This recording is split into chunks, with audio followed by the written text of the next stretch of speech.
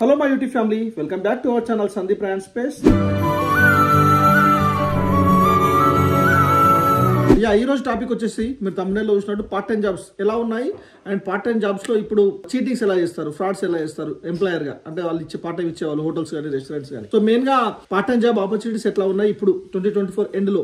ఎందుకంటే నేను అంతకుముందు వీడియో చేసినాను ఆల్మోస్ట్ 1 year కింద 9 months కింద. బట్ ఇప్పుడున్న సిచువేషన్ లో ఇప్పుడు ఎందుకంటే ఇన్ఫ్లేషన్ పెరిగింది, పార్ట్ టైం జాబ్స్ పైన కూడా ఎఫెక్ట్ పడింది, నెంబర్ ఆఫ్ స్టూడెంట్స్ ఎక్కువ వచ్చారు. కాబట్టి ఇప్పుడు పార్ట్ టైం జాబ్స్ ఎట్లా ఉన్నాయి అనేది మన కంటెంట్ అనమాట. బేసిక్ గా నేను అంతకుముందు చాలా సార్లు చెప్పాను, పార్ట్ టైం జాబ్స్ అంటే ఇక్కడికి స్టూడెంట్ గా వచ్చిన వాళ్ళు టర్మ్ టైంలో అంటే ఎప్పుడైతే కాలేజ్ నడుస్తున్న టైంలో 20 hours per week చేయొచ్చు. అండ్ హాలిడేస్ టైంలో 2 months 3 months హాలిడేస్ ఉంటాయి కదా, సమ్మర్ హాలిడేస్ టైంలో 40 hours per week చేయొచ్చు. సో కామన్ గా ఇప్పుడు నేషనల్ ఎన్ఐ ప్రకారం వేజ్ రేట్ ఎంత ఉంది మినిమం అంటే 10.45 అట్లా ఉంది. ఆ వేజ్ రేట్ లో మినిమం ఇవ్వాలన్నమాట. బట్ స్టూడెంట్స్ ఇక్కడికి వచ్చిన తర్వాత కామన్ గా పండా ఎట్లుండే అంటే ఇంత ముందు 2-3 years కింద వచ్చిన వాళ్ళు ఏం చేసేవాళ్ళు అంటే కామన్ గా అంటే ఇప్పుడు కూడా చేస్తున్నారు. ఆఫ్ కోర్స్ ఎన్ఐ జాబ్ అంటే నీ పేరోల్ నీ పైన రన్ అవుతుంది అంటే అది గవర్నమెంట్ కి వాళ్ళు హెచ్ఎంఆర్సీకి కానీ కౌన్సిల్ కానీ ఎంబసీకి కానీ సో ఇన్ని అవర్స్ నువ్వు ఇక్కడ వర్క్ చేస్తున్నావు అనేది కనిపిస్తుంది అనమాట. సో అది పేరోల్ రన్ అవుతుంటుంది అంటే వాళ్ళ సిస్టమ్ లో అఫిషియల్ గా వాళ్ళు పేరోల్ రన్ చేసి నీకు పే స్లిప్ వస్తుంది, అది వాళ్ళకు అఫిషియల్ గా ఇస్తుంది. సో అట్లాంటి కేసులో 20 hours చేయాలి. సో స్టూడెంట్స్ ఇది 20 hours చేసుకుంటూ క్యాష్ ఇన్ హ్యాండ్ జాబ్ అంటే హ్యాండ్ కి క్యాష్ ఇచ్చే జాబ్ చేసేవాళ్ళు. అలాంటి జాబ్ చేస్తున్నప్పుడు అది ఎక్స్ట్రా అవర్స్ కాబట్టి ఈ ఎంప్లాయర్ అంటే హోటల్ కానీ అండ్ వేర్ హౌస్ యూనిట్ కానీ ఎవరిచ్చిన హాస్పిటల్స్ లో కానీ రెస్టారెంట్ లో కానీ పబ్స్ లో కానీ బార్ లో కానీ అండ్ గ్రాసరీ షాప్ లో కానీ ఆఫ్లైన్ సూపర్ మార్కెట్ లో కానీ ఎవరిచ్చినా కూడా దానికి చాలా తక్కువ ఇస్తారు అనమాట. సో 10 point something ఇవ్వాల్సిన దగ్గర 5-6 ఇంకా కొందరు ఇంకా చాలా తక్కువ 3-2 కూడా ఇస్తారు. సో అది చాలా దారుణం. ఎందుకంటే జస్ట్ 2 అంటే 2 pounds, సరే 5 అనుకుందాం. సో 5 అంటే జస్ట్ 500 per hour అట్లా. సో నువ్వు 10 hours చేసిన ఒక డేలా, బట్ యాక్చువల్ నీకు రావాల్సింది 100 pounds అట్లా. సో 5 కూడా ఇంకా కొంచెం చాలా తక్కువ ఇస్తున్నారు. సో చూద్దాం ఇక్కడ స్టూడెంట్స్ వచ్చిన తర్వాత ఏం చేస్తారు, వెంటనే జాబ్ దొరికే సిచ్యువేషన్ అది లేదు. పార్ట్ టైం జాబ్ సో దానికి రిఫరెన్స్ కావాలి, వాళ్ళు వెతుక్కోవాలి. వాళ్ళు ఫుల్ టైం జాబ్ లాగా ఇక్కడ కామన్ గా వేరే జాబ్స్ కానీ అవి ఉంటాయి, కానీ అవి ఎవరికి ఇస్తారంటే వాళ్ళు ఫుల్ అవర్స్ చేసే వాళ్ళకే ఇస్తారు.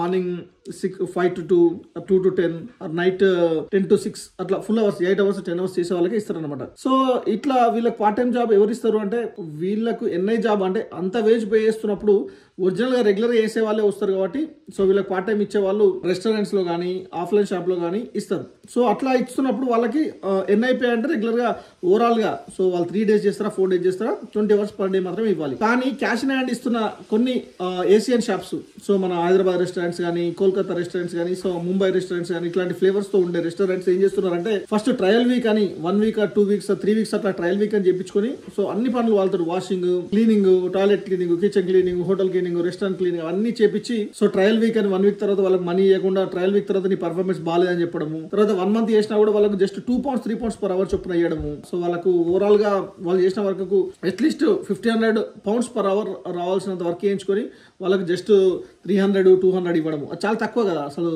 2 pounds అంటే జస్ట్ 200 rupees అయితే per hour అట్లా కూడా చేస్తున్నారు.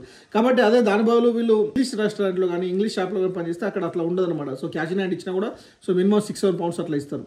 అంటే ఇప్పుడు ఎప్పుడైతే ఈ ఇన్ఫ్లేషన్ ఎఫెక్ట్ కానీ అండ్ నెంబర్ ఆఫ్ స్టూడెంట్స్ ఎక్కువ పార్ట్ టైం జాబ్స్ మీద పడిందో దానివల్ల ఇక్కడ ఉన్న మన ఏషియన్స్ అంటే మన వాళ్ళే తెలుగు వాళ్ళు అనుకోవచ్చు, మిగతా ఇండియన్స్ రెస్టారెంట్ నడిపించే వాళ్ళు చాలా తక్కువ ఇస్తారు అనమాట. ఈవెన్ పెట్రోల్ బంక్స్ లో పనిచేస్తున్న పెట్రోల్ స్టేషన్ లో పనిచేస్తున్న వాళ్ళు కూడా తక్కువ ఇస్తారు. కాబట్టి సో అసలు ఫస్ట్ మెయిన్ పాయింట్ ఏంటంటే మీరు ఓవర్ టైమ్ గా అంటే మీరు రూల్స్ వైలేట్ చేసి వెళ్తున్నప్పుడు పెద్ద క్రైమే ఇక్కడ. ఎందుకు అంటే సో నువ్వు వచ్చిన వీసాలో నీ వీసా రూల్లో నువ్వు ఎన్ని అవర్స్ వర్క్ చేయాలి ఉందంటే 20 hours అది టర్మ్ టైంలో ఉంది. కాబట్టి నువ్వు ఎక్స్ట్రా ఏం చేస్తున్నావు అంటే వాళ్ళు ఏదైనా చేయడానికి ఏ యాక్షన్ అయినా తీసుకోవడానికి రూల్ వైలేట్ చేసినట్టు అవుతుంది. కాబట్టి డెఫినెట్ గా అట్లా చేయొద్దంట. ఆ చేయడం వల్ల 200 pounds 300 pounds per month ఎక్కువ అవ్వచ్చు, లేదా 500 pounds కూడా అవ్వచ్చు. బట్ సో నీకు PSW రిజెక్ట్ అయ్యే ఛాన్స్ ఉంది.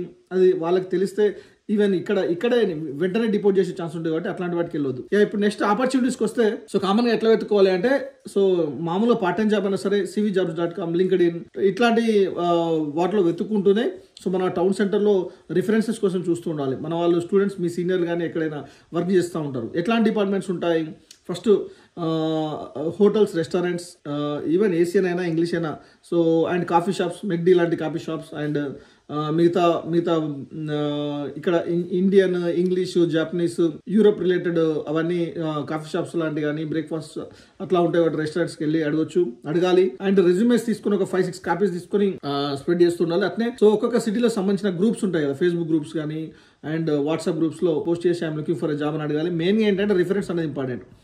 ఒకటి restaurant side and pubs, bars and events and warehouse and so ఇట్లాంటి వాటిలో వెతుకుతూ ఉండాలి. And offline markets, offline super shops, grocery shops ఇట్లాంటి వాటిలో వెతుకుతుండాలి. సో ఇవన్నీ కామన్గా జాబ్స్ అనమాట. అంతేగాని ఓవర్ టైం చేయడం కోసం మరి క్యాష్ ఇన్ హ్యాండ్ జాబ్ చేయడం కోసం చేసుకుంటే అది డెఫినెట్గా రిస్క్ అవుతుంది. ఎందుకంటే రూల్స్ చాలా స్ట్రిక్ట్ అవుతున్నాయి. ఎన్ఐ అంటే నీకు అఫిషియల్గా రికార్డ్ అయ్యి వచ్చే పే మాత్రమే తీసుకోవాలన్నమాట. అందుకని వచ్చే ముందే మీరు ఆ ఎడ్యుకేషన్ లోన్ మొత్తం దీని ఆ టర్మ్ ఫీ మొత్తం దీని మీద పే చేస్తా అనుకుంటే కుదరదు, అట్లా అవ్వదు. అదైతే డెఫినెట్గా అట్లా చేయడం క్రైమ్. డిపోర్ట్ చేస్తే నేను ఏ రోజైనా వెళ్ళిపోతాన సిచ్యువేషన్ అట్లా డిసైడ్ అయితే మాత్రమే అట్లా చేయాలి తప్ప. So which is very wrong.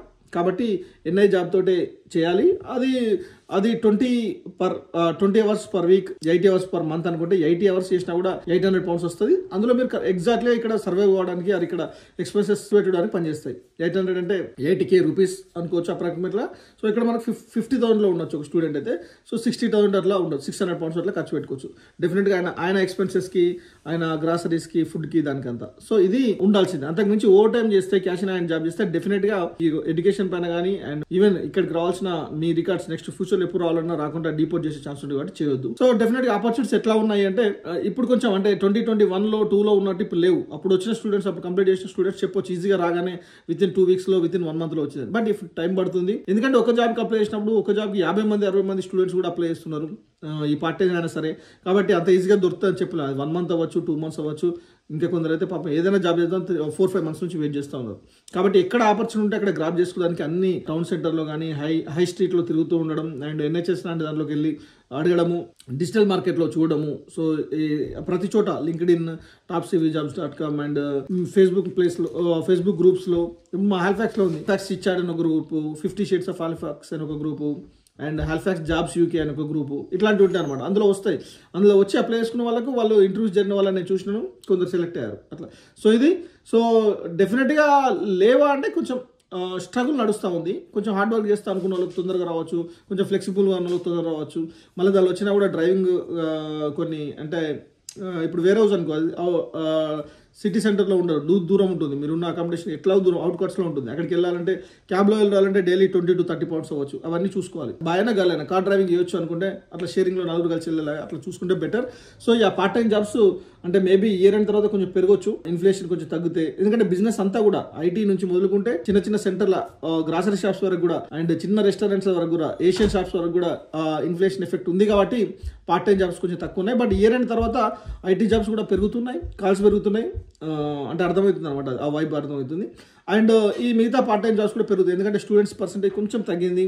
And ఇక్కడికి వచ్చిన స్టూడెంట్స్ కూడా పార్ట్ టైం జాబ్ వెతుకోవడంలో మిగతా కొంచెం అన్ని రకాలుగా వెతుకుతున్నారు కాబట్టి పార్ట్ టైం జాబ్ దొరుకుతుంది. బట్ వెంటనే వచ్చి నుంచే ట్రై చేయడం బెటర్.